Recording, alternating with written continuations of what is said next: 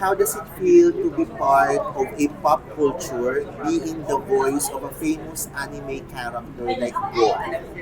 ドラゴンボールって三国は世界一はもうすごい有名じゃないですか。もうこうやってもう野沢さんではもうみんなにはもう有名になってて、もうどういう思ってるんですか、もう世界一の。いや、私、世界一とはなんて思ったことはないんですが、本人は。皆さんにそう言ってくださって、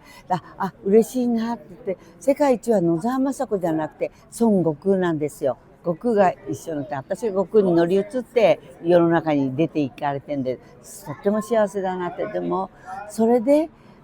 お子さんたちが少しでもアニメの世界に入ってきて、それでああいう生活したあれはいいな、ああいうふうに僕もなりたい、私もなりたいなっていうのが、私お子さんがそういう気持ちになってくれて、世界中のお子さんがそうなってくれると、もうちょっと世の中が変わるような気がするんですよ。Masaya ako na naging ako si Goku. Pero hindi ko ine-expect na o hindi ko naman inaasahan na magiging nauuna